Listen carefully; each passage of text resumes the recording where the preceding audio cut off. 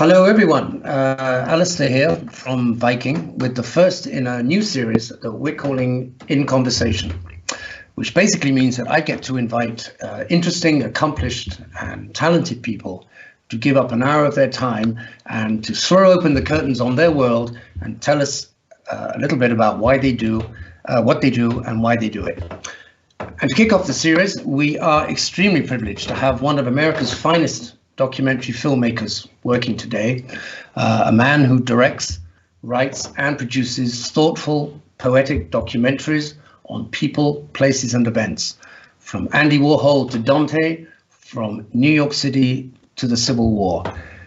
To misquote the writer, Clive James, he takes the past and gently turns it so that it catches the light.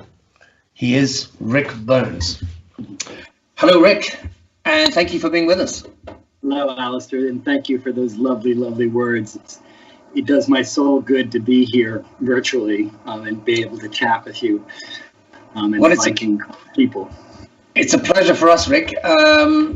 Let's start by just setting the scene a little bit. I'm talking to you now from my house in Normandy, in France.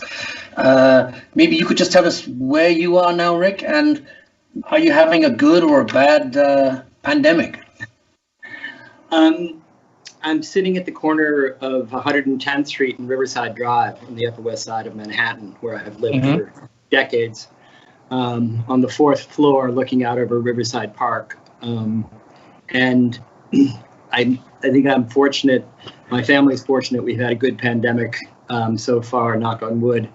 And almost no one we know has gotten seriously ill, a few people, and no one we know has died. It's been as transforming an event in all of our lives without having suffered the brunt of it the way so many people have. And to be in New York at this point, you know, we have the luxury of being able to go to the Catskills, not quite Normandy, but we love it. That's where my wife and one son is. But my work keeps me in the city quite a bit. The impact on New York was huge, and it continues to be huge. And it's very fortunate that leadership has worked in New York City and state the way it has not worked everywhere in America.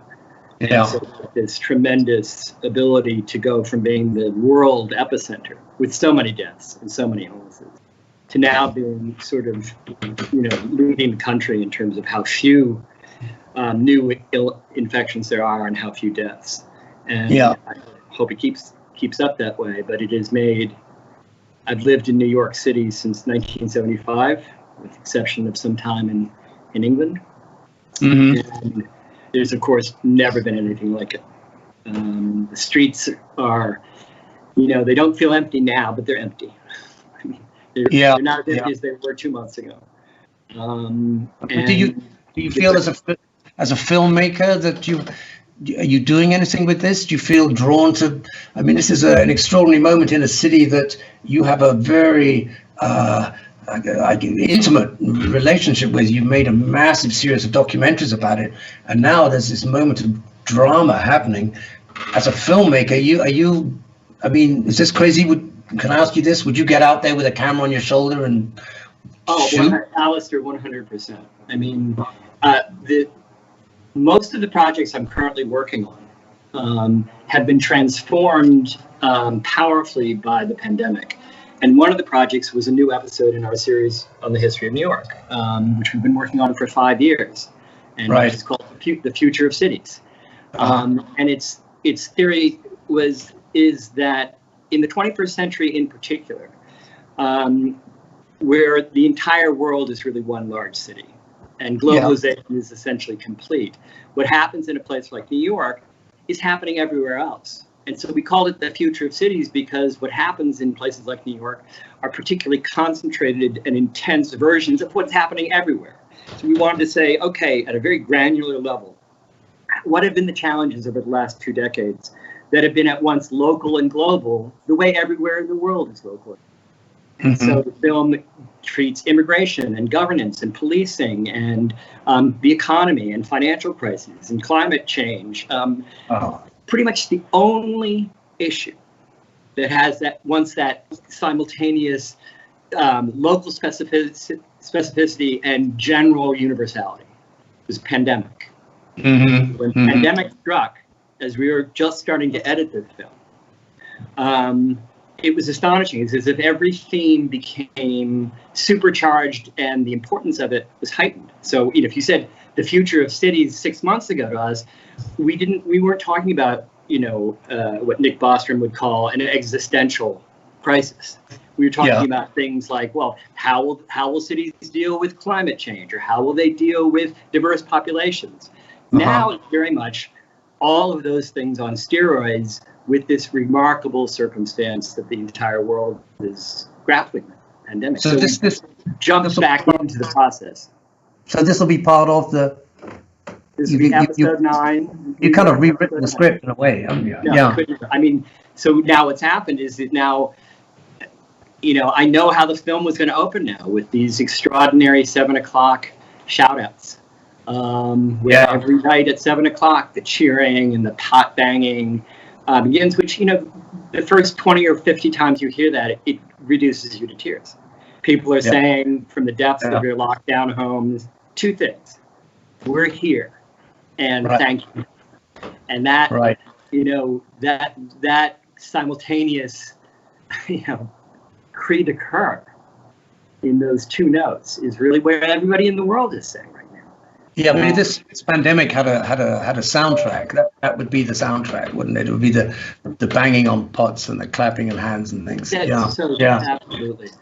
That's exactly right. And there's, the first time I saw it, it was coming out of Siena, and I know it happens all over. But there's just been, when it happens in your hometown, you relate to it. And I love the thing about it that's so extraordinarily moving is that you hardly ever see the people who are doing it. So suddenly it's just the noise is coming up from essentially what looks like a ghost town, or nearly so. Yeah. And then out of it comes this sound of, vuvuzelas and whistles and claps and cars, honk their horn as they come by. It's just cinematic. It's astonishingly magic. Yeah. So Ric, can we just wind back the clock a bit and go back to you as to the young Ric growing up in, I think, Michigan, is that right? That's right. Although I think you moved around a lot as a child, but let's just not that much. It was really just 2 places. Michigan came to feel like home. And I mean, normally I would say, was it a happy childhood? But when you were, I think, 10 or 11, there was a drama. You lost your mother to cancer, and that because I've seen in other documentaries you talking about this has had obviously it's a life-changing event and has kind of shaped. I mean, could you just say how not how would you have been if that hadn't happened, but how it's maybe made you the filmmaker, particularly that you are now? Do you think you might have taken a different path? Did that shape the path that you walked down? I mean, it certainly shaped me and my older brother Ken, who's 18 months older, in the deepest possible ways. And so it's impossible to separate any aspect of either of our lives from the events of our childhood, which were really, happens in so many families and to so many people, sadly. But it was really, with a little bit of clarity in middle age, it was a deeply miserable childhood. And it began very early because our father, who was a brilliant, brilliant man, and sadly, deeply mentally ill. In a way, he attempted to masquerade all his life. That was in a certain way an even greater, I don't want to say tragedy, but the impact of that was certainly as great. And, in the way of these things, when I was 2.5, 3, they both came to the fore simultaneously. When my mother was diagnosed with metastasized breast cancer, We were living in Delaware at the time, and our father was essentially having a nervous breakdown. We didn't really know that, and we didn't know about the illness for a number of years until I was 5 and Ken was 6.5, and she had to have what was then a stopgap Hail Mary operation. When people had sort of advanced cancer in 1960, they tried taking your pituitary gland out by drilling a hole in your skull and plucking it out with some forceps. And it did have an impact that's positive in the sense that it just basically arrests hormonal production, obviously enormous. We were told when I was 5 that she could not come back from the hospital. In the event, she lasted another 5 years. She was an extraordinary woman, deeply warm. I can still smell the taste of her lipstick and, a mother's saliva when she kind of like thumbs something off your face. And, I feel like I owe everything positive and half whole about myself to her because of her just deep warmth and intelligence and love. And, she wrote a letter which my brother and I discovered decades later to her mother-in-law, my father's mother, in 1962, 3 years before she died, saying, "Dear mother," as she calls her mother-in-law, Bobby, my father, is still as ill as he ever was, although he tries to pretend he's not. And mother, I'm worried. What's going to happen to these 2 little boys? I think that they have so much going for them. What's going to happen when I'm gone? Which could have happened at any, basically at any time. And in the event, didn't happen until April 28th, 1965. We'd moved to Ann Arbor, Michigan. Yeah. It probably saved my brothers and my life because Ann Arbor was a wild, wonderful, but wealthy university town that just hit the 60s, like a freight train. And it was a sense of exploration and openness. And we lived kind of with many, many families in some kind of loco parentis to us who provided us, I understand, backwards in a way I didn't understand at the time. So, you carry those wounds, obviously, for the rest of your life. Yeah, sorry to interrupt. No, I was just thinking this must have all the sadness and the tragedy must have brought you and your brother, it must have given you a closeness that normally you wouldn't have. I mean, I'm very close to my brother, but we didn't have drama such as this going on in our childhood. That must have, presumably that made you, because you're very close today, aren't you? It's funny, Alastair, it's very complicated. It brought closeness and also deep, deep conflict. I think that I was too close in age to Ken for his comfort. And he is a person who both, we share wounds, so to speak, but he's a person with an enormous need to control. And the first thing he couldn't control was having a younger sibling. Yeah. And in the really fraught dynamic of a family dealing with all the stresses that brings up. It was hard. It was hard for Ken. It was hard for me. Yeah. And, I ended up following him into his career, which he started. We also found ourselves tremendously competitive with each other. I take no responsibility for that, Alastair. I always say he's just he's a competitive son of a bitch. But the truth is that we were really equally fierce in different ways about seizing control and expressing ourselves. And after working together for 5 years on the series that Ken directed on the Civil War, it was clear to me that I now had to hang out my own shingle. But having said that, he taught me everything I know about me. But would you ever envisage working on another project in the future, or is that you just draw a line on it? I think he and I should someday make a film called The Ashes and the Maps. And the ashes refer to my mother's lost ashes after she was cremated, which my father managed to lose. And the maps to the obsessive compulsive delusion my father fell into around the time my mother fell ill. Okay. Fantasized that there was a special law of nature and nurture and culture that determined how towns in the Mediterranean basin were separated. He felt he stumbled across something as earth-shaking as historical materialism or Freud. And the two have a connection. And I think that we might have to, we'll probably just cry our way through that project, but I would like to do that because I think it is something that we both own together so completely. And it's part of that kind of hidden history, which is a family's history. And maybe it's not going to be of interest to anybody but ourselves, but I'd like to work with him on that.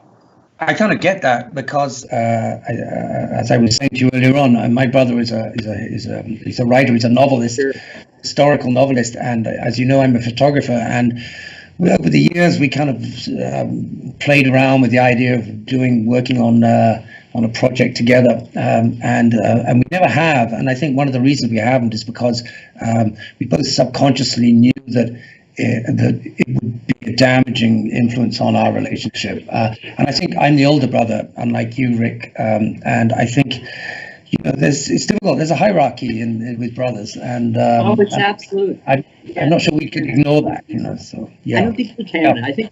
I think the final act of growing up is that moment when siblings realize that hierarchy will never ultimately change and will take hold each time, and to stop fighting it.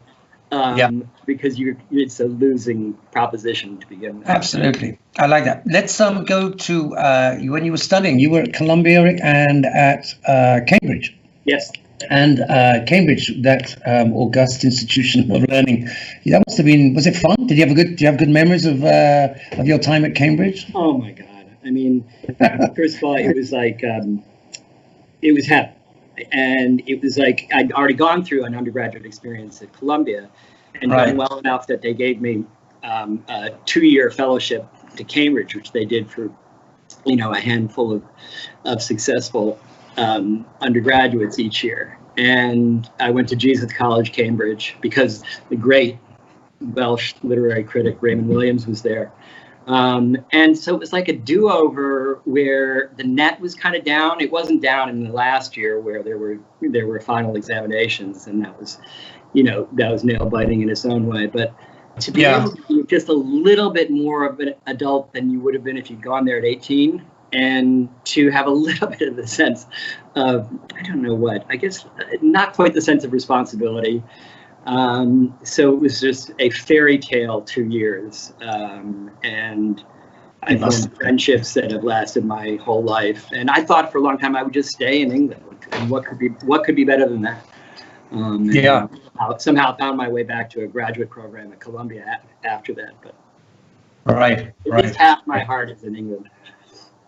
So we were talking about your brother, but it's not just your brother who's a filmmaker like you. It's I've understood your whole family seems to be basically involved in the film industry on one level or another. You have a daughter who's an actress, is that right, or an actor, and another daughter who's a producer, and your wife. Ken's two oldest daughters. He has 2 pairs of daughters by different wives, and his oldest Sarah is another filmmaker, kind of.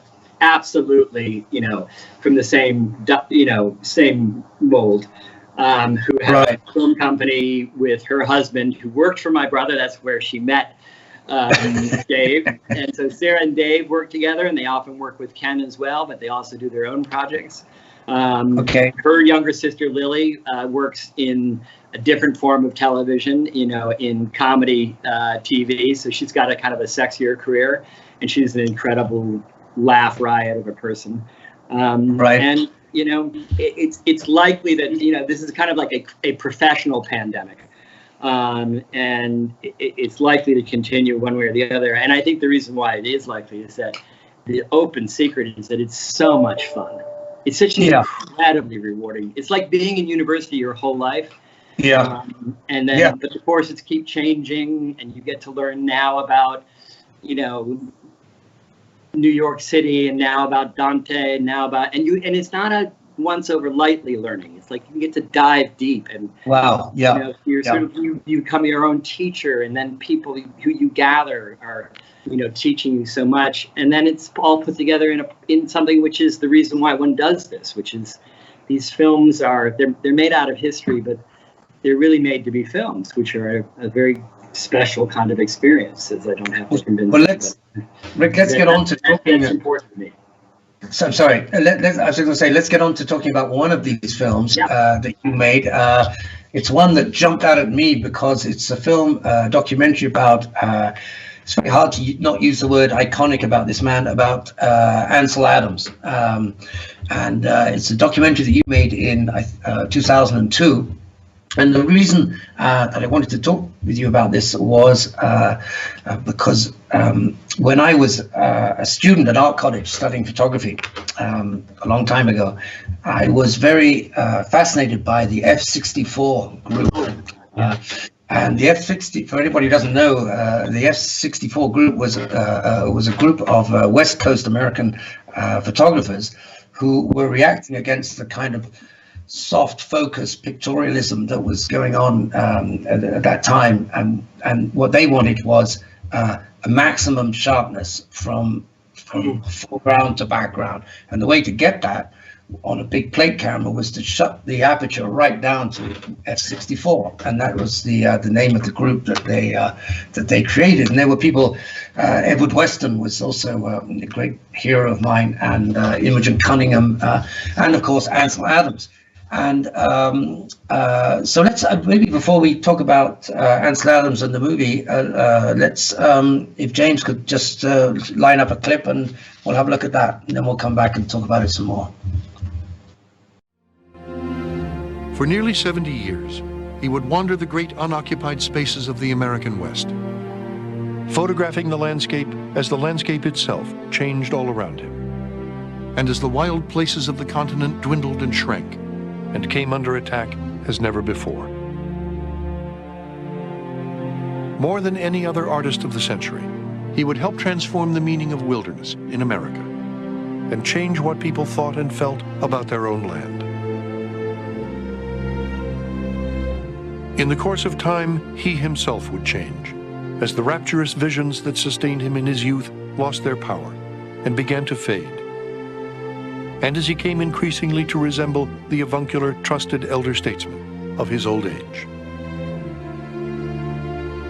But as a young man, he had seen something in the mountains of the Sierra Nevada, something that resonated far out into the landscape and down into the deepest recesses of his soul, that would haunt him for the rest of his days, and that he would spend his entire life trying to convey.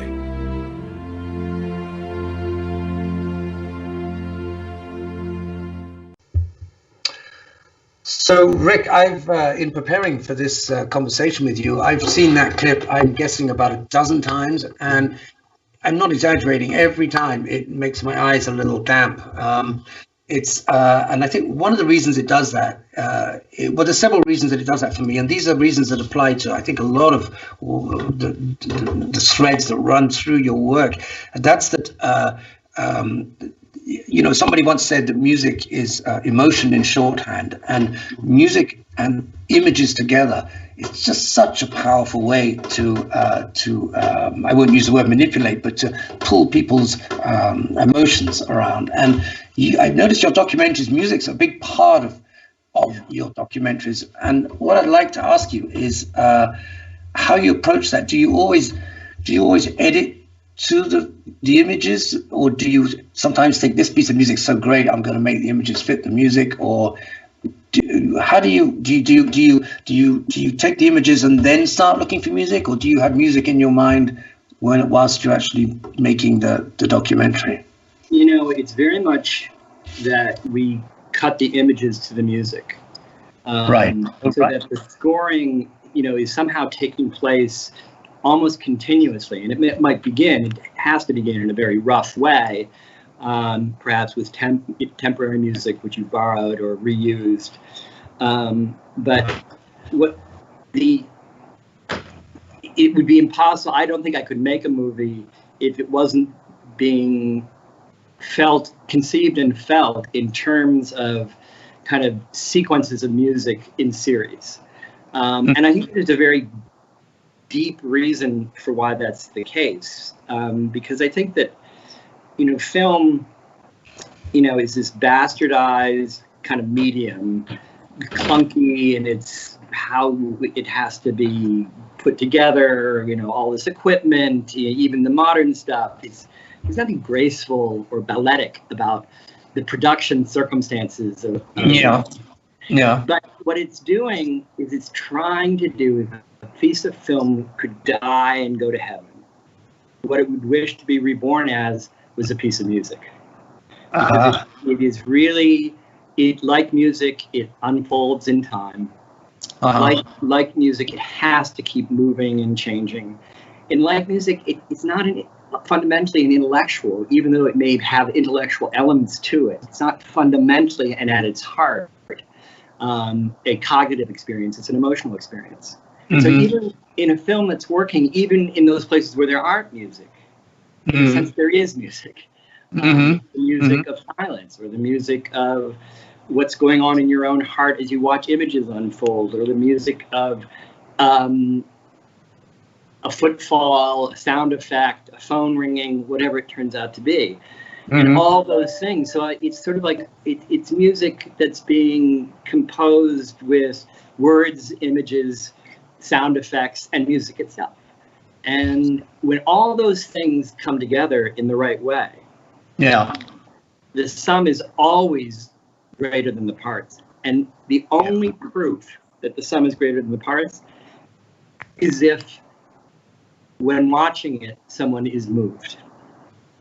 It's not working because they learned something, but it's working because, because get a book. There are many, many ways to get that information, which is available. There's got to be something special about going to all this trouble to create a kind of a sort of a excerpted, sort of very, very shortened version of a topic, which even an 18-hour film about New York is a very shortened version of the topic of New York. Right. But, and I would say that even in a long film like that, the musical responsibility, the obligation the film has to be deeply as musical, as it possibly can be, even when there's no music playing on the soundtrack, is absolute, because there's no other reason to go to a movie. You can get this, go online. Get the Encyclopedia of New York. There's a zillion different ways to get it. So that's what I sort of see the craft responsibility as being, and how it's organized. Well, that kind of brings me on, Rick, to asking you.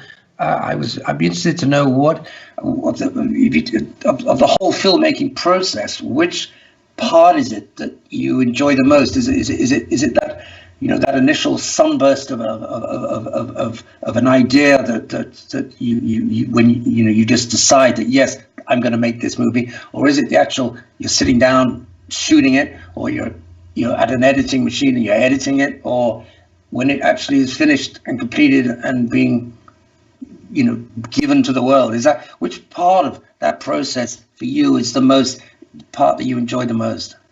Well, then, and really briefly, in some sense, it's very true that the whole process is both humblingly difficult and incredibly enjoyable. I mean, that first thumb is amazing, and it's exactly what it is. I was so glad you said that. If you don't have this kind of jolt inside yourself, oh my God, a film about Dante. And it's not just sort of like, I think I'll choose a subject, Dante. It always comes with some, however amorphous, sense of like, what would be on fire in the midst of a film on Dante? What would be the thing that really lit you up? That's the inciting idea. And the euphoria of that is, drug-like. And then, the planning and the shooting, the production is, it's almost like vacation. I mean, not the planning for the production, but I never feel freer than when I'm out shooting with, a team that I've worked with for years usually, and some new people as well, where you're just, you're in the wonderful freemasonry of laboring together with other people. Oh my God. And it's just so wonderful. And then you get to come home and you look at it, and then the real work begins, because you're going to now be closed in an editing room with an editor. And I'm so fortunate to work with some really gifted people, and particularly an extraordinary editor, a Chinese American woman, Li Shenyu. Actually, she's Taiwanese and moved to America. You've had her for 20 years, I think. She's been 30.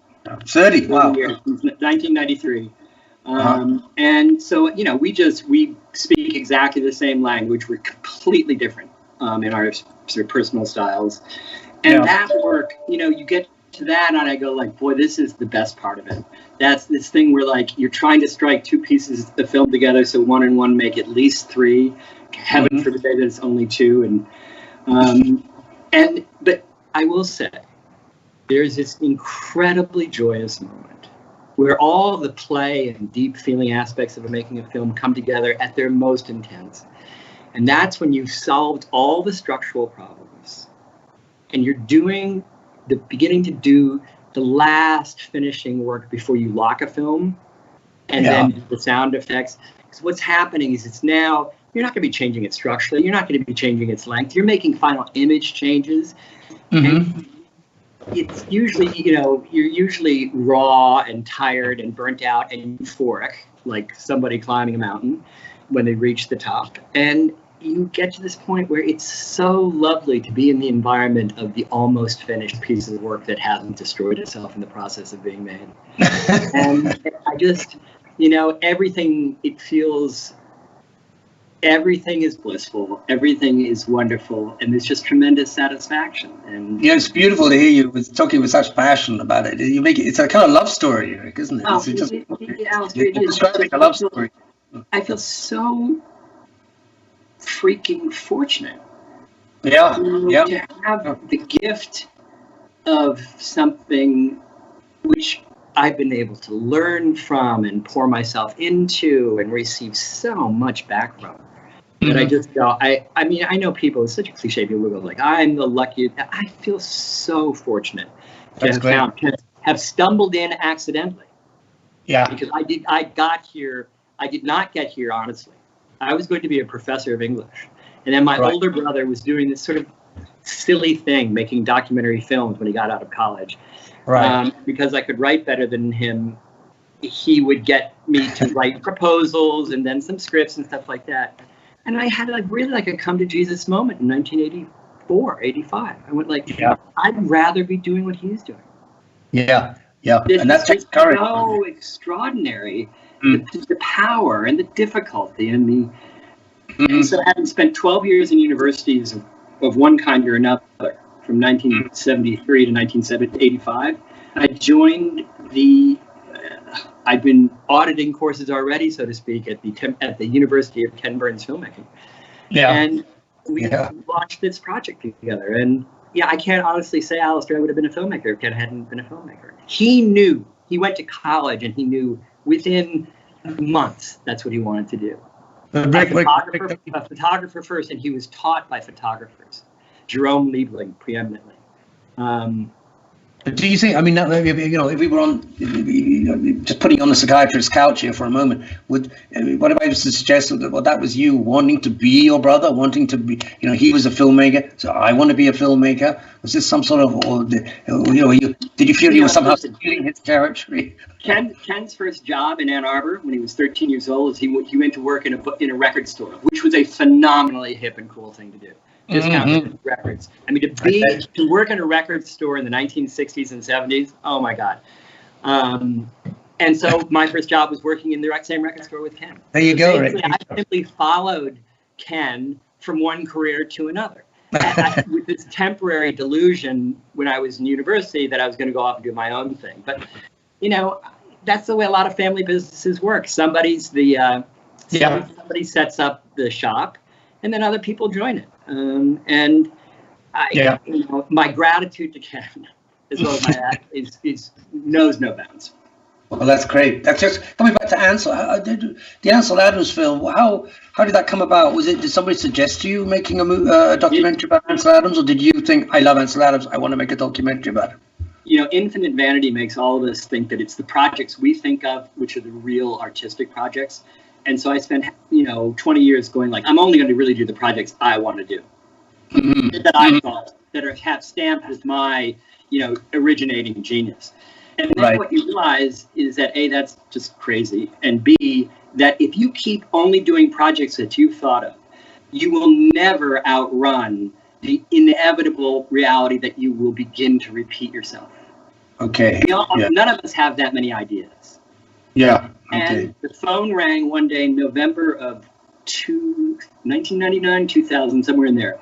And it was someone from the Sierra Club and said, "Hi, we'd like you to do a film with us about Ansel Adams on the occasion of his 100th anniversary of his birthday in 2002. He's born in 1902. Okay.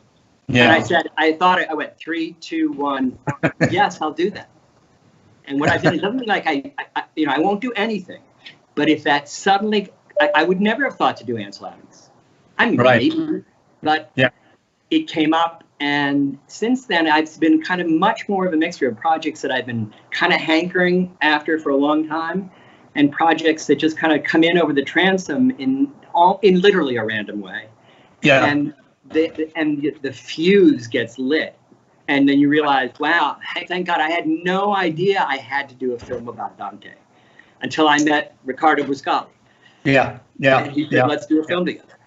Rick, let's show another clip from the Ansel Adams film, which I love this clip a lot. It's about how he made his probably one of his most famous photographs, Moonrise Hernandez. If we could show that now, that'd be great. Driving through northern New Mexico, late one afternoon in early November 1941, he came across a sleepy village in the last light of day and made one of the most powerfully haunting photographs of his career. Well, Moonrise Hernandez, I think, is probably one of the most famous photographs in the 20th century and continuing on into this new century. And it's one of those examples of what Ansel liked to call chance favoring the prepared mind, that he was ready, and even though he didn't have a light meter or couldn't dig it out of his case in time, he was able to successfully get this on film with one shot. All I remember is that we came to a very sudden stop, and it was one of these hurry, hurry, hurry, get out, get the tripod, get the camera, this sort of thing. I see a wonderful picture. And then he took this picture, Moonrise. The one and only picture that he got is the one that we know today. Within minutes or seconds of that picture, the sun set and lost the light on the gravestones that were in the foreground. That's in the midst of a long photographic assignment. He's photographing every day. That 8x10 camera is second nature to him. Even though, as the story goes, he can't find his light meter and he guesstimates the exposure based upon this cryptic knowledge of the moon reflecting 250 candles per square foot. He tries to make a second backup exposure, but in whatever the length of time is, that trained hand takes the few seconds to turn over that 8x10 holder. Highly tuned, highly practiced at the prime of his physical life. He doesn't even make the second exposure because the light goes off the crosses. I mean, he's a tuned photographic instrument, and he's regularly exercising that part of his activity, and I think that's when he makes his best photographs. He manipulated the work tremendously in the darkroom. He always said the negative is the equivalent of the composer's score, and the print is the equivalent of the conductor's performance. And the same piece of Mozart is conducted differently, performed differently by different orchestras, different conductors. And Ansel performed his own negatives differently. It was very important to Ansel to convey his inner feelings about the subject. And, he'd put the negative in the enlarger, and every printing experience was a new, essentially, rebirth of the image. Sometimes he printed things, very somber. Sometimes he would print things light and airy. But every time he tried to be faithful to how he felt about that scene. The image is winter sunrise, the Sierra Nevada winter. If Ansel were to just print it straight, it would be pretty boring. So what Ansel typically would do would be to darken the sky considerably and give it a lot of mood. And in this particular case with Winter Sunrise, darkening that sky accentuates the drama of the sunlight on the snowy cliffs and also enhances that spot of sunlight coming down on the foreground here, which helps enhance that feeling of distance. I just love, Rick, I love seeing the footage of Ansel working in his darkroom there. He had an amazing, he had this enlarger, which is on a rail track, I think, and he would print, the prints, I mean, he would print not vertically, but horizontally. And part of the enlarger, he actually built an enlarger. I mean, I'm sure you know all this, but he built an enlarger with, I think it had 36 light bulbs in it, each one which could be turned on and off individually, in order that he could add or little amounts of light to various parts of the print. And I worked for 4 years in a darkroom as a printer in London when I was starting out in photography. So it's lovely for me to see all that, which brings me on to well, we can talk a little later about digital. I'd like to come on to that. Yeah, I'm just going to say that I think any artistic act is a mixture of two things. I think it's the act of creativity, but it's also the act of technique. And Ansel Adams seemed to have an awful lot of both. He had the creativity, but he was he really had a mastery of technique. And I think when those two things come together, that's when you can maybe start calling yourself an artist, I think. Anyway, should we move on? That was beautifully put. Shall we move on to, I don't know, you can tell me if this is fair to say this, your magnum opus, perhaps, Rick, New York, a documentary film, which is a portrait of a city, New York, from its beginning as a Dutch trading post in the 1600s. I think it comprises 8, maybe going on 9 films, totaling a massive 17 and a half hours of documentary. And it basically takes the story of New York from the beginning right up until, well, you've just told us, up until the present day, and all the triumphs and disasters that have been part of the story of that city. Shall we, let's just show a clip because it'll just set the tone, and then we'll talk about the making of the documentary. Wonderful.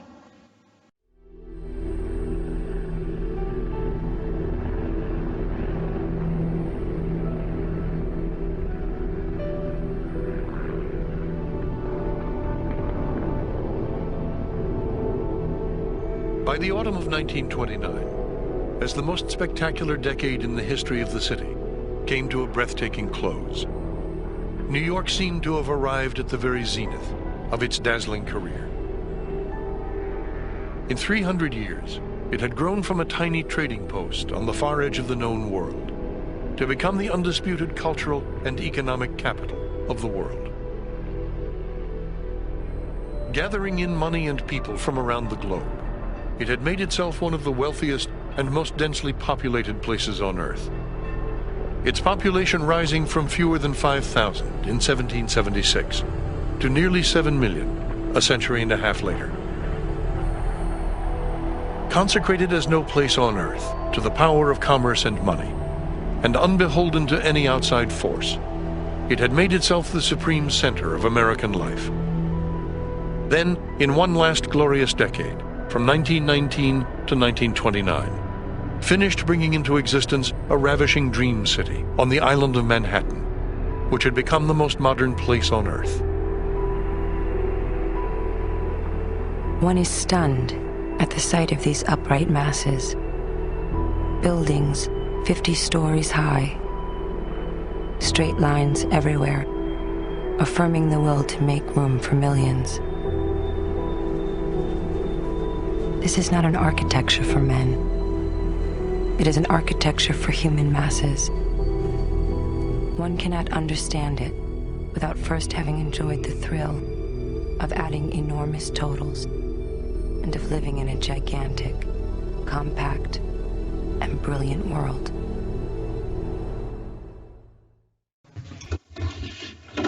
I just love those the shot of those two dancers spinning around the rooftop there, which is it's almost it's almost a metaphor for the city that's underneath them. This kind of exuberance perched on an edge. It's just beautiful. And I thought I loved the way you. I mean, I don't think a lot of people would have put that in there. It's just great. I think it just really works well. And also you have. And you do, I think you use the same person in a lot of your documentaries. The commentary is delivered by a guy with the most beautiful voice. It just feel pleasure on the ears to listen to. He's just great. I don't know who he is, but David Dyers, who died sadly a few years ago. A wonderful man who, in addition to being a very gifted actor, was also himself a musician. Oh, really? And he brought a musician's discipline to the narration, which is hard to do. It's not, it's never one take. It's always 39 takes. Yeah. And, the series wouldn't exist without him. So you started. It will actually exist because the next one will have to have a different narrator. So. Yeah, that's going to take some finding. Hard act to follow. It is. Yeah. So you started the New York series in, I think, 1987. Is that right? And I was interested to see when you started it, you started on 16 mil. You were shooting on 16 millimeter. So your digital revolution came somewhere in that series of documentaries.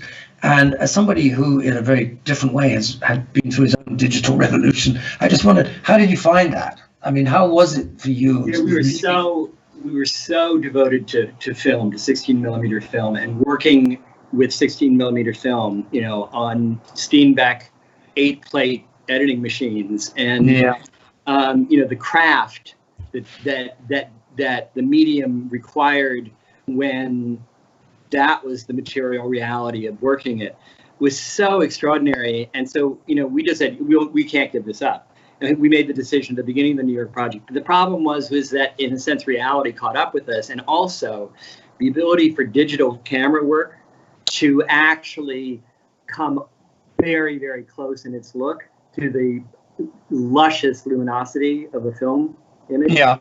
So that way in which the surface of a film image, the emulsion and the way it chemically reacts in light, creates, like I need to say this to you, creates this effect in which the surface and not just the depth of what's revealed is so crucial to the impact it makes. Well, digital finally got to the point where you could see where really it would be very difficult for someone even trained in film or photography to be able to see that this was not, in fact, a film emulsion you were looking at. Then it became the benefits of shifting. And so we shifted. But what it means is that, it was a huge, cumbersome process of retransferring all of our material to digital formats, and we had finished the first 3 episodes on 16 millimeter, and now the last episodes were all done digitally. But it was an amazing learning experience. Well, I tell you, I don't at this point miss film, but what I do is I thank my lucky stars that that's where I kind of cut my teeth. I think there is a real, talk about Freemasonry. I think there's the people who know what that was like. We're just so blessed to have that experience because of what it requires in terms of, as you were saying, technique and craft. It's not like you won't have craft and technique, in the world of digital. You will, but nothing of the craft and technique in terms of the artistry that was learned during the analog film world has been left behind. It's all translated into this new medium, and so I feel fortunate in that way as well.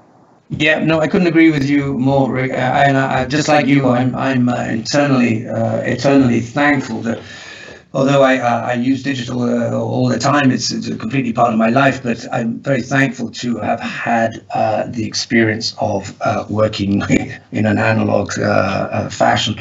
And I was just going to say, I don't think personally that I don't think being a digital photographer has made me a better photographer. I think it's made me lazier, I think, in a way. I think, you think you can just, because there's no, you can just shoot and shoot and shoot and shoot and shoot.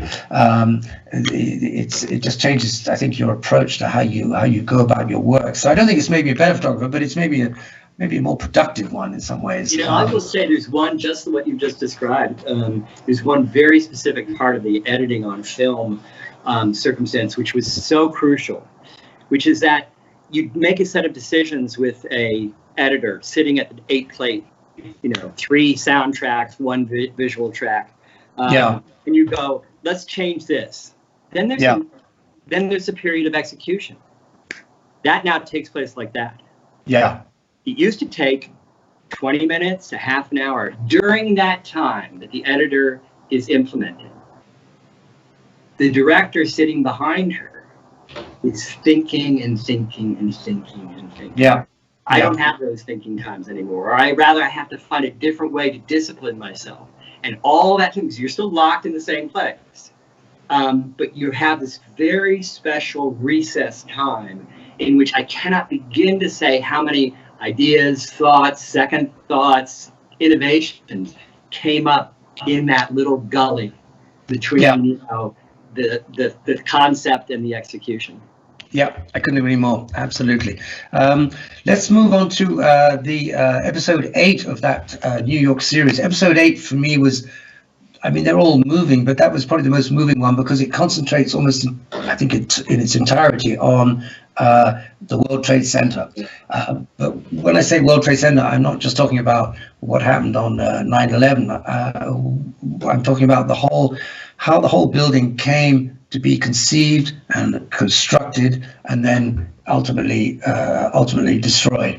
Shall we show a clip, and then I'd like just to ask you a few questions about that. We could show the clip from episode 8 of the World Trade Center.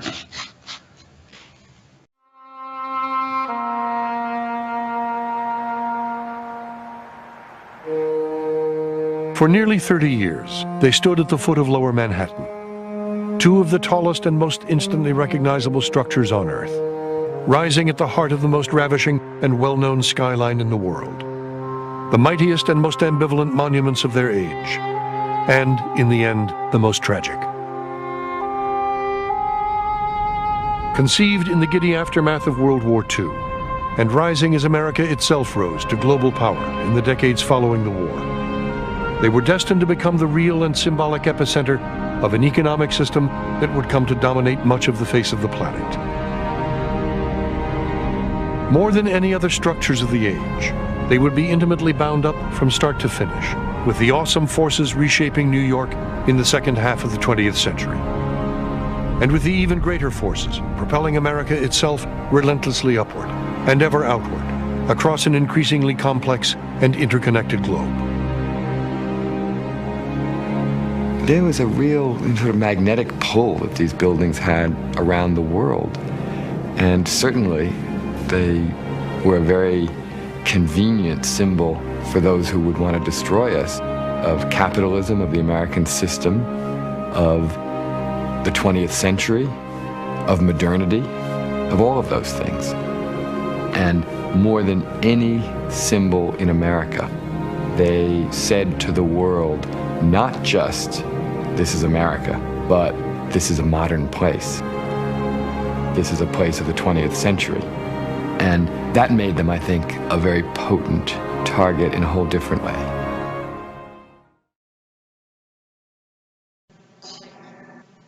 Rick, let me ask you this: as a man with New York in his heart, do you miss the World Trade Center? Yeah. That's an incredible question. I mean,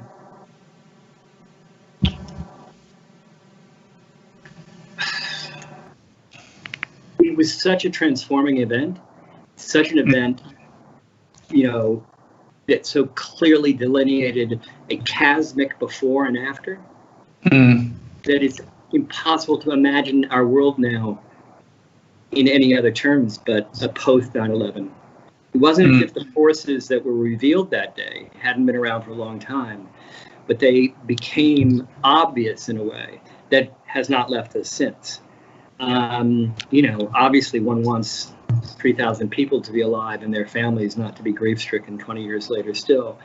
The buildings themselves were such complicated objects. Structure, yeah. Complicated in their meaning, complicated in their architecture, complicated in their, their construction, complicated by there being really the last gasp of a certain idea of urban planning that was really, by the time they started going up, already shown to be destructive, where you would kind of level neighborhoods, where you would, kind of turn your back to the street, which of course happened there in a monumental way. And so there were buildings which were really singularly despised as they were going up, and by almost everybody, until Philippe Petit walked across them and created a piece of poetry out of steel. Well, can I stop you right there? Rick? That's what I'm going to go on to next, was that extraordinary event performed by this completely mad, in my opinion, mad Frenchman, Philippe Petit, who, in case anybody doesn't know, who's watching, this mad Frenchman managed to smuggle up a wire up to the top of one of the towers, and then using a bow and arrow, fired across a rope to the other tower, and then pulled a wire over, and performed this sort of, it's not a tightrope walk, it's more of a dance, it's kind of ballet between the two towers. We've got an excerpt of this to show. James, could you show? Let's show that excerpt, and then we'll talk about Philip a little bit afterwards. Within minutes, police officers were dispatched to the roof of the South Tower. Sergeant Charles Daniels of the Port Authority Police never forgot the things he saw that day. Well, after arriving on the rooftop, Officer Myers and I observed the tightrope dancer, because you couldn't call him a walker, approximately halfway between the two towers. And upon seeing us, he started to smile and laugh, and he started going into a dancing routine on the high wire. He then went down to one knee, and we stepped to the background. I said for everyone to be quiet. And at this time, he laid down on the high wire and, just lackadaisically rolled around on the wire like. He got up, he started walking and laughing and dancing, and he turned around and ran back out into the middle. He was bouncing up and down. His feet were actually leaving the wire, and then he would resettle back on the wire again. Unbelievably, really, to the point that everybody was spellbound in the watching of it.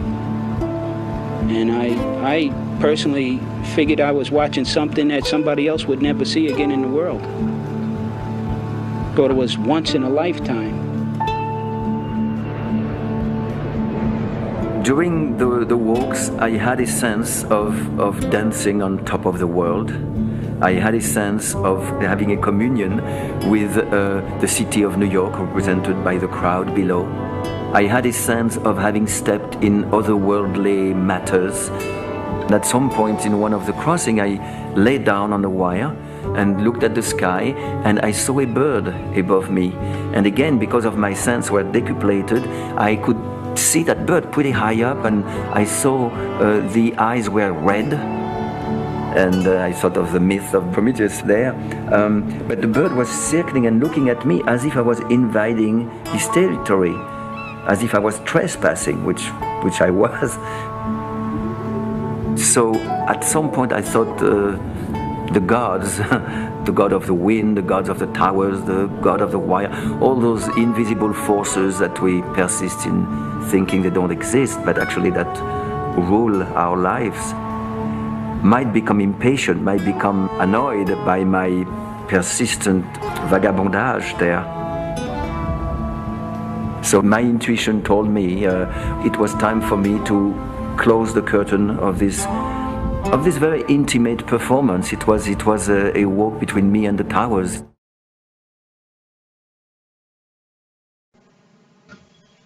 That's just the most extraordinary event in the in the life of those two towers. I mean, this crazy Frenchman, Philippe Petit. Rick, what was he like to meet when you interviewed him? I mean, did he seem mad to you? Yes. I mean, not mad. I mean, genuinely mad. Not like not like some idea of like some crazy, like a degree of focused obsession. Yeah. Which was just not to be believed. And of course, the only way you could possibly perform this act, getting there and doing it, as you say, would be to be that way. That to have, the sort of the mad, seemingly self-destructiveness of, the plan itself, but just the absolute commitment to seeing it through. So really, there's a certain kind of obsessive compulsiveness, which I think artists and craftspeople of any kind have. Mm-hmm. He has an extraordinary degree of which, as he's a mimist, he can juggle, he can all these things which require enormous concentration and repetition of movement. Mm-hmm. That's the only way you make it across, 100 yards from building to building. I mean, you've done it so many times that you're past the movements. You are like, Rudolf Nureyev, and you are airborne, and just, and that's such an amazingly random, unlikely piece of obsession should have itself become so intricately linked with the life of New York City. Yes. Everybody watched that happen. The only time everybody watched something happen to the World Trade Center again was when they came down. It's 9/11. Yeah. And this was at the middle of the worst moment in New York's history, 1974. It was like about to go bankrupt. Mm-hmm. Everything was going to hell in a handbasket. And here this little mad French creates poetry out of nothing. On top of the two tallest buildings in the world. And the absurdity of it and the magic of it was literally transformational at what was such a dark, complicated moment in New York's history. And it's also such a pure act. I mean, he wasn't sponsored by anybody. He didn't have a manager or an agent or anything. He's just a young kid with this dream of type of so, I mean, it's just very beautiful. Yeah, very, very, very beautiful. Whilst we're on New York, or before we move on to another subject, I've got a question here, Rick. I can ask you from a guy called Jerry Fiesel, who's watching us now. He says, Rick, can you sense how the Great White Way of Broadway is changed by the pandemic in the documentary you are doing? That means nothing to me at all. I don't know the Great White Way of Broadway, but you obviously do. Can you just answer that question from Jerry? Oh, absolutely, and it's a great question. It's very germane right now.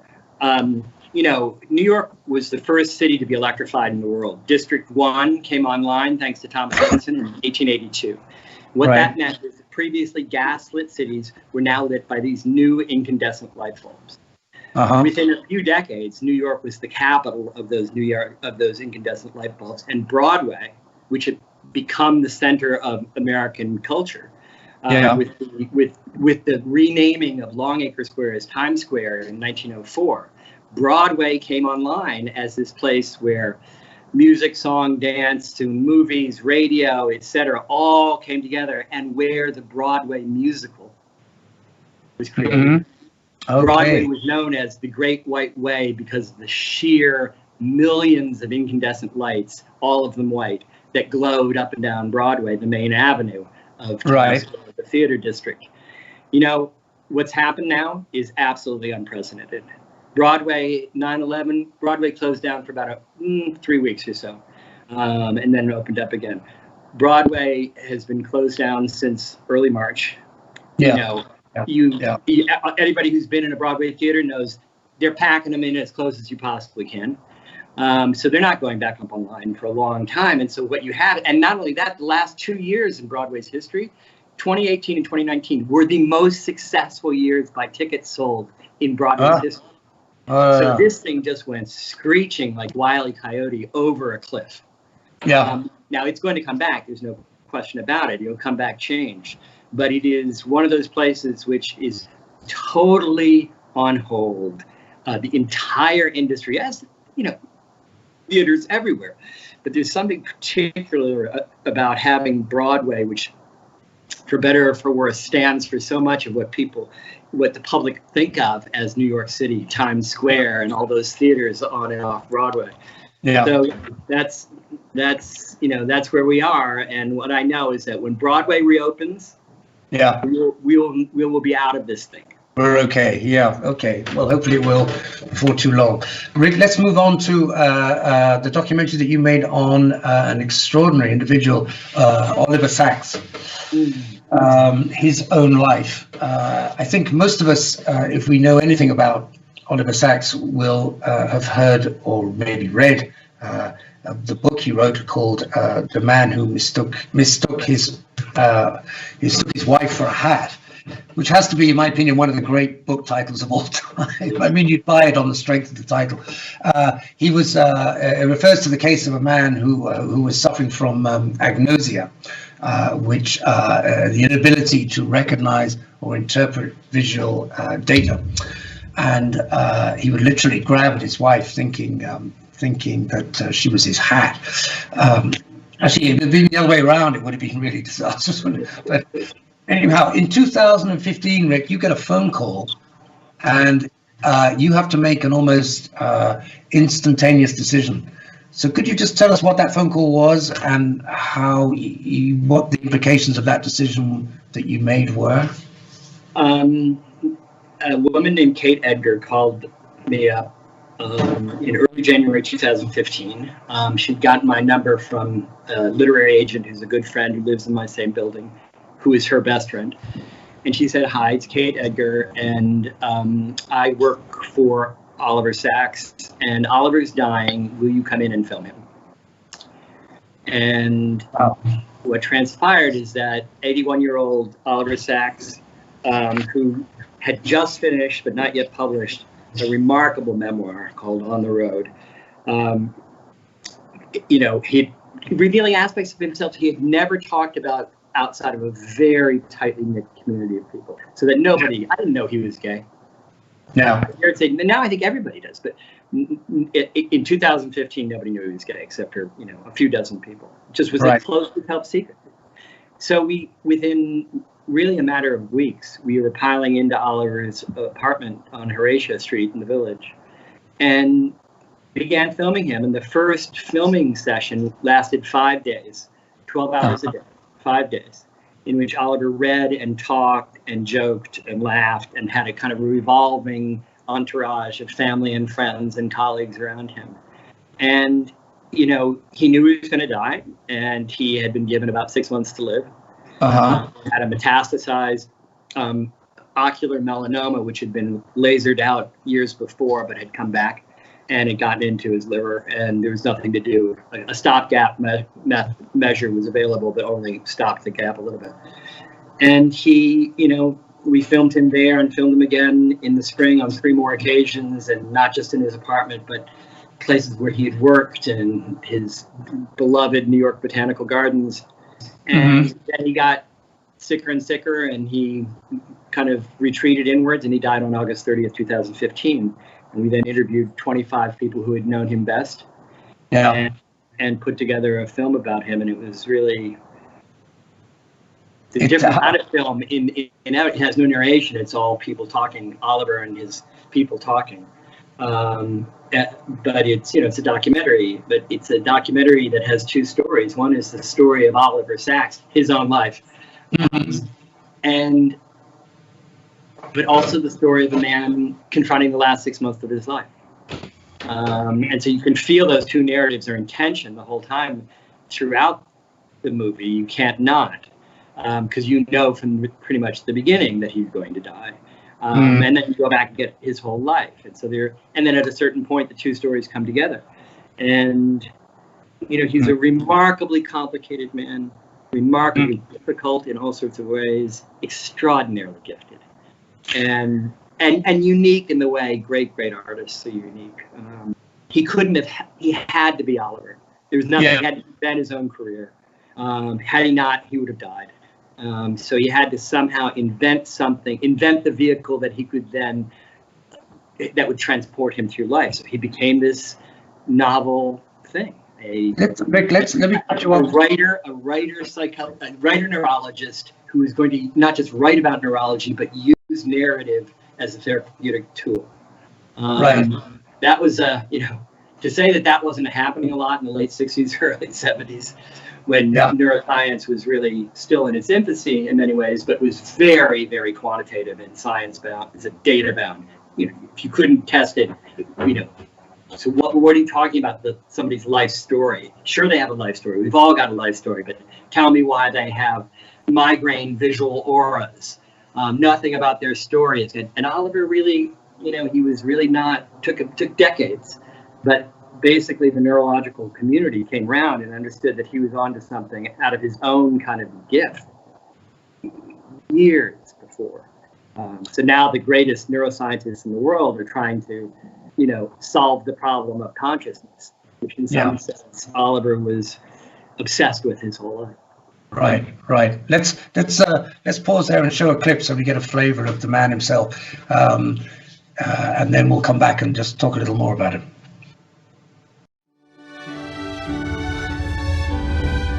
He was asking as hard as a person can, who are you? I need to know more. I need to know even more. And his attention would release people. He could get secrets. He could learn things. And then he will tell stories about people in terrible trouble, who are brave and special and full of heart, paralyzed but not over. He will take this thread of them and he will pull them slowly out. But what he also did simultaneously, which was the great part, is he pulled the whole world in the other way. He would tell these stories so well that other people, playwrights, actors, poets, would pick up the stories he tells, retell them, or tell them in their own way. And the net effect is that people who are lonely and left out, autistic people, Tourette's, people in all kinds of mental difficulties, are storied back into the world.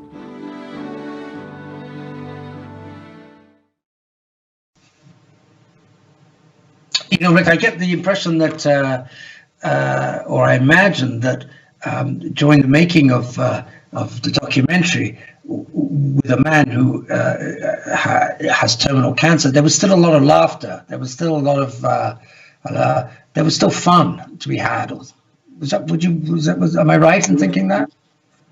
Absolutely. I mean, it was really, for the people closest to him, it was so intense. His partner, Billy Hayes, wonderful writer and photographer, his longtime professional partner, Kate Edgar. But the striking thing was that he was really alive and with it and himself right up to the very end, writing until a day or two before he died. And he did not have a self-pitying bone in his body. Wow. But it wasn't like a kind of like some staunch stoic thing, if this happens to all of us. It was a commitment to living. And he was going to, as the way got narrower and narrower, he was going to stay focused. And his focus, everyone who knew him said his focus became intense. The extraneous things dropped away. And as, one of his very close friends, Lawrence Weschler, wonderful writer, Ren Weschler, wrote for The New Yorker and many other places, said after he died, he gave a master class on how to die. He nailed the landing. And that was a gift to everyone who knew him, and he did it out in public. So he wrote about it. And he did it for people who were rolling cameras in his living room, my colleagues and me. And that was astonishing, Alastair.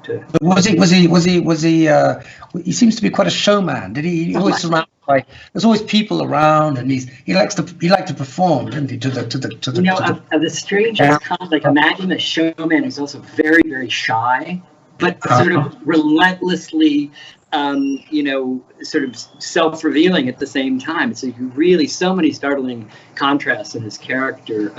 Extremely kind, very self-centered, empathetic through a fault. Somehow like it's always got to be on his terms. This bundle of extremes all packed in together. And and with a relentless desire to communicate. Yeah. To take thoughts and feelings that he's having and to bring them out.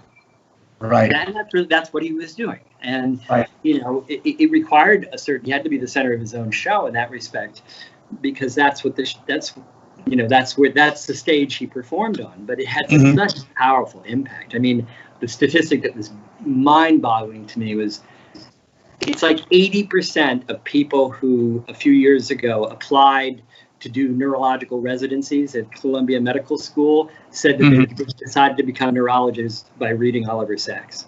Wow, that's amazing. That's like, there's no example of somebody whose career absolutely transformed an entire profession and the way people approached it and the people who approached it.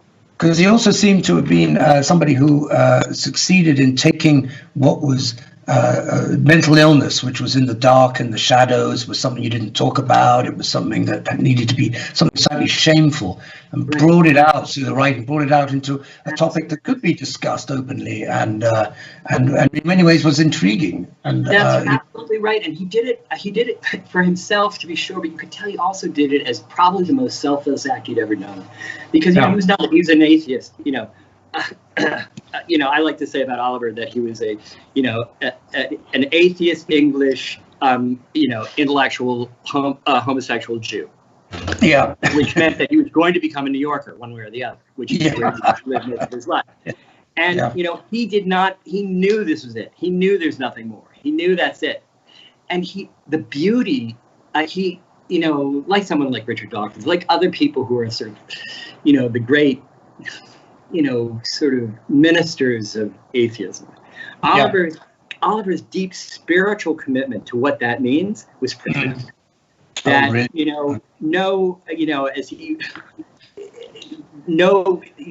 everything that had a beginning, he knew, also had an ending. That you didn't get beginnings without endings. And so that was the price of admission. And that you can't think otherwise. And to treat that as you might treat that as sad, but it's not a tragedy. It's the kind of founding circumstance for all of us. And the beauty of his commitment to making that a public message in the most intimate and simple and sometimes funny, and really he was publishing things right up to the very end. And then essays he'd been writing near the end, he published in the year after his death. Well, he was also wonderfully eccentric, and I think we have a clip here concerning the periodic table. Can we show that clip now, and we'll just show how eccentric the man really was. Oliver's empathy didn't start with people. It goes much beyond that. The first friends he had at 6, he says, were numbers. Numbers, then he went to minerals and metals at 10. Then elements, plants came before, and people. Humanity was the very last thing. That was a reaction to great suffering. The love of chemistry and of the periodic table was an absolutely constant with me from an early age. I've loved the elements since I was 10 or 11. I have a periodic table bedspread on my bed. I have shopping bags with periodic tables. I have many periodic table t-shirts, and I have some periodic table socks.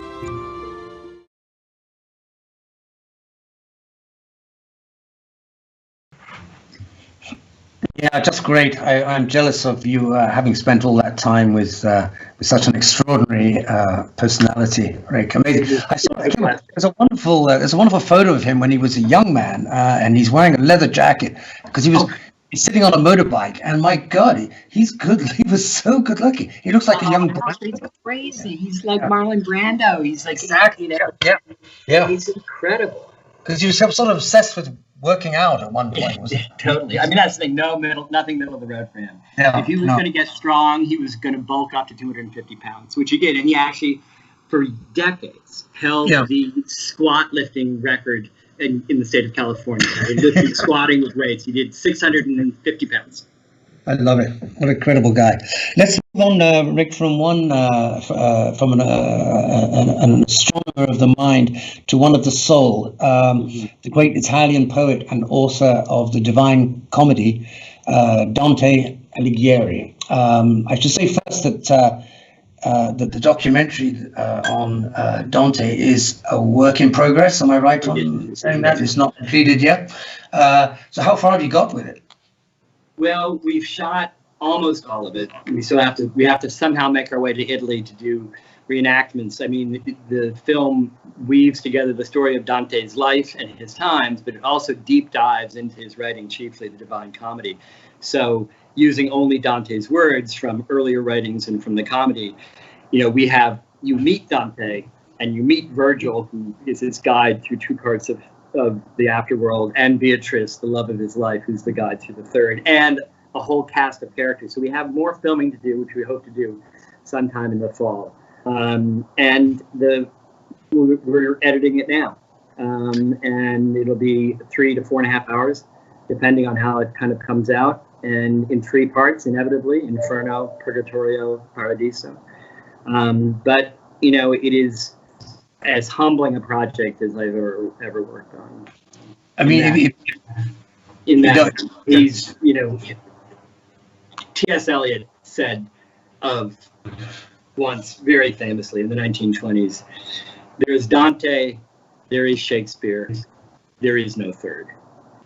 And I think, that's kind of a melodramatic thing for Eliot to have said, but I think there's an amazing truth to it, and they're completely different writers, but of such startling genius.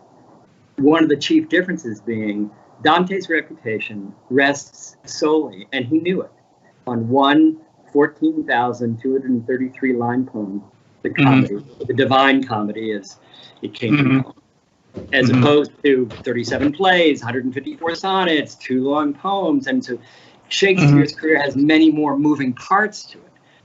Dante's has this one extraordinary poem, which is a poem about a person and a moment and a place and a time of complete and utter crisis. Not unlike the moment we're living in right now.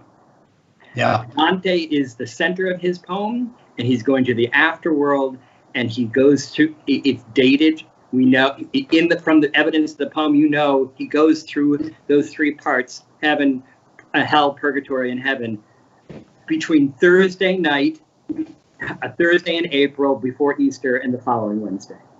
And everything happens in relationship to the before of that and the after of that.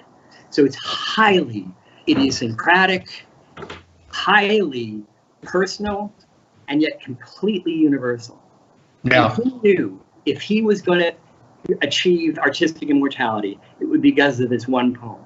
And he was right. So he called his own shot. He's like the Babe Ruth, of literature, who pointed to the bleachers and said, this one's going out of the park and it's going to be a grand slam home run. And it's turned out to be the case. So for an English-speaking audience, this is a translation into the vernacular English, the world vernacular now, of his vernacular masterpiece, the first of its kind ever written in the vernacular. Nobody wrote high literature in the vernacular before Dante. And he said, you know what? I want everybody to be able to read it. Yeah. He wrote it so that women who were illiterate would never know Latin. They could understand it when it was recited out loud, as it was meant to be. So he had this, he wanted everyone in the world to hear it. It was a universal message, paradoxically emerging from his own life story. So how strange is it to be guided through heaven by the chick you loved in high school? Beatrice, yeah. I mean, like a saint? How about Jesus himself? I mean, there are many different ways you can get through heaven. But when Beatrice Portinari, who had died in 1290, turns out to be his special ambassador to the highest portions of heaven, you're definitely not in Kansas anymore. You're on very new soil. No one had ever read or heard anything like it. At the time, people were just mind-boggled, and at the same time were aware, as it was being written, that lightning had struck. So that he was becoming famous in exile in northern Italy after the first two parts were finished and began to circulate in, autograph copies, because there's no printing yet. 700 years ago. So, I mean, it is a story. It is so astonishing, Alastair. I feel like a unique privilege to be able to dive deep into. Inarguably, there is no more glorious work of literary art. Wow.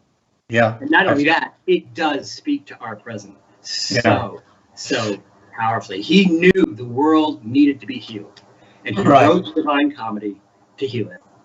But Ric, as a filmmaker, it seems, tell me if I'm wrong here, but it seems to be a big departure from you in the sense that it's not about an American subject or an American individual. It's not shot in America, and you're using. I mean, in fact, I did this. I Googled Ric Burns Dante, and the first thing that comes up is your Wikipedia page. The second thing that comes up is a casting call for a male actor in his 40s or 50s who can speak and read in English and Italian to play the role of Dante. And, so I can't. You could maybe just say something about the actual fundamentals of working. It sounds like you're working quite outside your comfort zone on this one. I would say yes, for sure, in that the challenge of the greatness of the work of art, it's deeply embracing and challenging, and to do it justice is, of course, but every film's tough. I want to say that for me, I thought for 12 years I was going to be a professor of English. Yeah. So for me, and it was really English and comparative literature, well, I was at Columbia and Cambridge and then back at Columbia. And I harbored for a long time, and still do harbor, a desire to do a film about Shakespeare. Not reading it play by play, but a comprehensive biography of Shakespeare. And then, damn it, somebody did it in England and it got broadcast over here on PBS. So I'm going to have to wait until I'm in my 80s, and then I'll do the Shakespeare piece. So in the meantime, I'm kind of salving that wound by diving into this extraordinary work, which in many ways feels to me like going home. Wait, can we show a clip from it? Let's show a clip. Yeah. So the viewers can see what we're talking about here. It's totally unfinished. It's just, the one we're showing now is a trailer, and then we'll show, but it's fresh off the ice. Yeah. Here we go.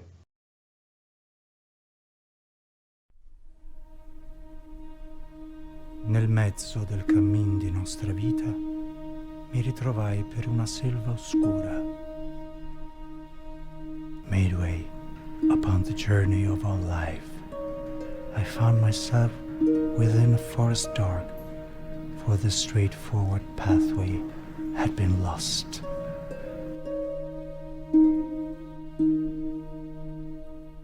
There is something in Dante's work that seems to strike a chord all over the planet. The great gift of working on Dante has been that it has always been able to surprise me, so that I can read it over and over again and not feel that I am near exhausting it. The range of things that interest him, the complexity of the way that he thinks about them and tries to tie them together, his relentless desire to reflect on what he's doing.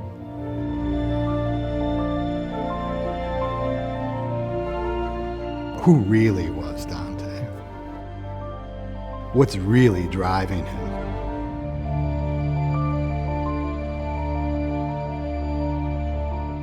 The beginning of his story should be in the middle of his life, because the beginning is not the day that you are born, but it's the day when you realize that this is the moment to make sense of what you have lived already if you want to live a significant life. The title appears in Latin, Commedia Dantis Alighieri, So there is Dante the character, Dante the narrator, but also Dante the author. This is a story that begins in hell and ends in heaven. This is the journey from exile to homeland. This is the condition of humankind, exiled from God. Here is Dante, the exile from Florence, describing the travails of his life. It's an act of huge arrogance and of huge ambition, but the verses of the cantos are so finely constructed that I think that's one of the things that's very difficult to replicate. I would say that at a certain point the Divine Comedy might have kind of exploded in his mind. The things he says about human life are very interesting, in fact. Death, the life, how to live a moral life, the death of your parents, the love for your children. He's an author who comments on, writes about some of the most important questions of cosmology, philosophy, and theology that were in debate during his time. The Divine Comedy and the contact with the Divine Comedy is a sort of initiation of a baptism of a literary culture, of a cultural baptism for every Italian. I think this is true.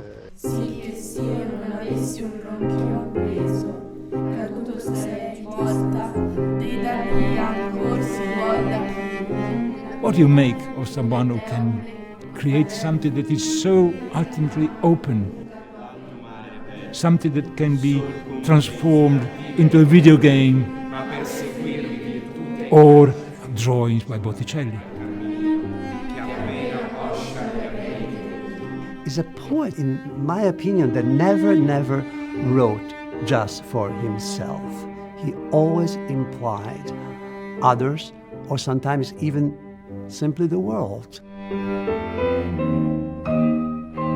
Dante is a poet of the 14th century, and yet he seems to talk to us as if he is our contemporary. And I think that is part of the enduring legacy.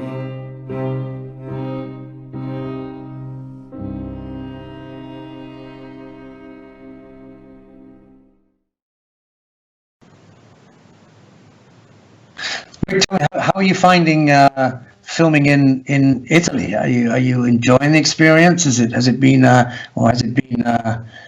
slightly difficult not being in working in another language? I have an enormous advantage in that the originator of the project is Riccardo Brascali, and he and I were brought together by a mutual friend. And Riccardo's completely bilingual, a professor of Italian who's taught from Berkeley to Columbia to most of the time the University of Florence. Yeah. So I have this kind of I have my own Virgil, so to speak. Not to compare myself to Dante, but who's just effortlessly able to translate, and who's married to a wonderful American, Christine Herring. And so it's had the wheels have been greased early on by that, and also by the good fortune that I love him so much. He's just an extraordinary person. And so we've formed this deep bond, and with our families as well.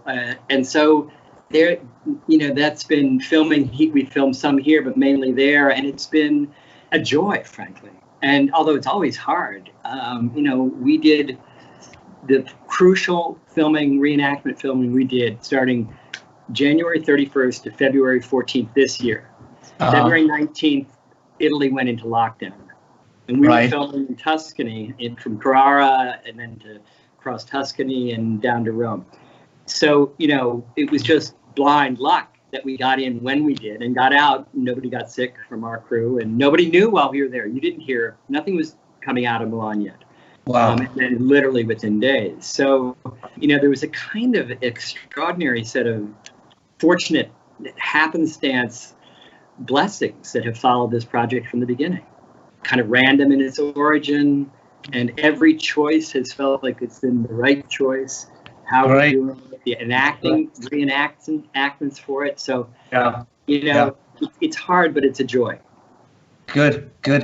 Now, Dante was, he was born in Florence, expelled from Florence, and died in Ravenna. Is that right? That's right. And I understand Florence, the city of Florence, they want his bones back. And in fact, they have an empty tomb waiting for them. I was going to ask you, do you think there's any likelihood that on the 700th anniversary of the death of Dante, that the city of Ravenna might just, in a moment of unthought generosity, hand the bones back to Florence? It's not going to happen. Not a chance in hell, as Dante might say. It's not going to happen. I mean, as Lino Pertile, one of the extraordinary scholars who you saw in the clip, said, like, Dante wrote the poem in order to get back to Florence. But the longer it went on, the farther from Florence he got, and the more he realized he could never go home. And as somebody else put it, he really made a new home for himself in the poem. It became where he lived. And he was actually finally asked back, because by exiled in 1302, by 1314, 1315, his reputation is growing like wildfire. And Florence is going like, whoa, okay, come back. And they set up they gave him amnesty. They said, you can come back. All you need to do is cop to a plea. You need to say you did something wrong. He's just said, no freaking way. Right. And that's when he then moved from Verona, further away from Florence, to Ravenna. And there's just no question he wasn't going to come back. The Florentines it's such a wonderful, deeply complicated story, because they're associated with Dante indelibly, and yet his trajectory was centrifugally away from Florence. And, that was the way it was going to be. So there's an enormous, he knew it. And, an American writer would say centuries later, you can't go home again. Yeah. And that's as Ricardo put it, Ricardo Brascali, no exile, no divine comedy.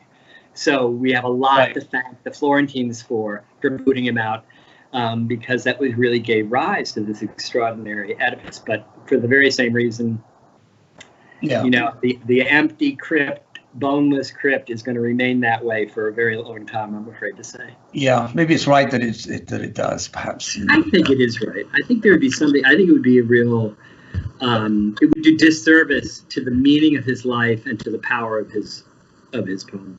Yeah, which is about exile. Rick, our time is nearly up, but we've got one last clip to show, and I think I can say it's a world premiere. Is it? This is straight out. This just flew out of your editing room. Do you want to I could describe it, but you the clip, it's Beatrice. Could you just say what's going on, and then we'll show it? What's so amazing is that, first of all, an extraordinary actress, Tori Fraser, who's half Scottish, half Italian, half Florentine, is our Beatrice, and she's spectacular, in my view. Hell takes place, the 9 circles of hell go down to the center of the earth. Mount Purgatory terraces in the opposite movement back up to the Garden of Eden at the top. The third part of Divine Comedy, after Inferno and Purgatorio, is Paradiso. And that's and it is not on the earth. It's in a realm of light as you go through this sphere of fire and the heavens of the moon, 9 heavens, and then finally to the Empyrean itself as you near the center of paradise. And where they are now, they're also moving essentially at the speed of light. There's something very Einsteinian about Dante's kind of conception of paradise and of reality itself, that they're moving, even though it seems to Dante that he's just moving at a normal pace. She says at one point, you are moving faster than lightning does when it strikes the earth. Right. And you're moving towards your home in paradise. Right. And at this moment, the clip that I believe you're going to show is her talking to him about as they enter this light-filled sort of near inner circle of heaven.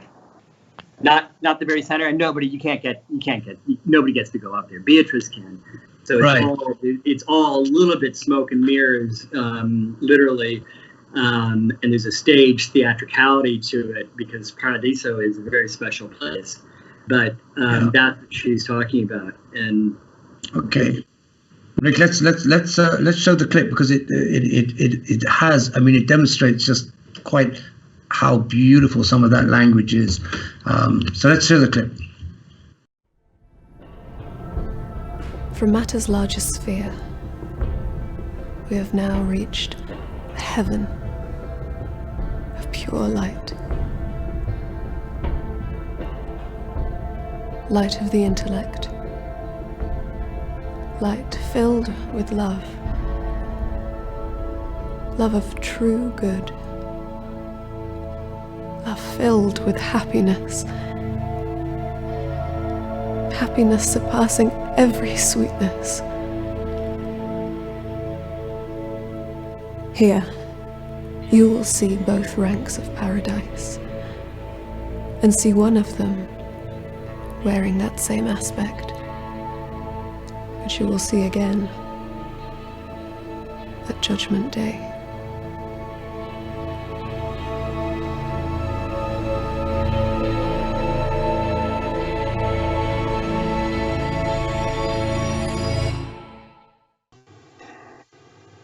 Yeah, that's a beautiful clip.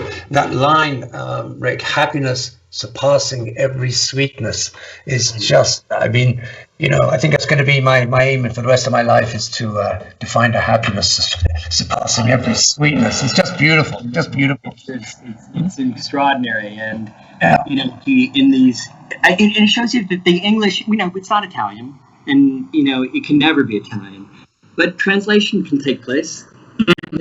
And an enormous amount of the musicality of Dante can sometimes come through, like in that passage where using a rhetorical figure where you repeat the last line of one phrase in the first line of the next, so that it has this rolling kind of self-recapitulatory feel to it that's still always going forward, which is very much what the rhyme scheme that he wrote in, a rhyme scheme he made up, terza rima. You know, three packets of three tercets, A, B, A, B, C, B, C, D, C, and on to infinity. Yeah. It had this power that kind of like constantly kneading itself like dough and moving forward. Yeah, that's brilliant. Rick, it's been a pure happiness talking with you, and really feeling your passion and your just love of what you do, your love of life, and thank you so much for sharing it with us. And thank you to all of those of you who are watching. I'll be back next week with another conversation with somebody who's very different, but I think also equally as interesting. So from me and from Rick, thank you and good night.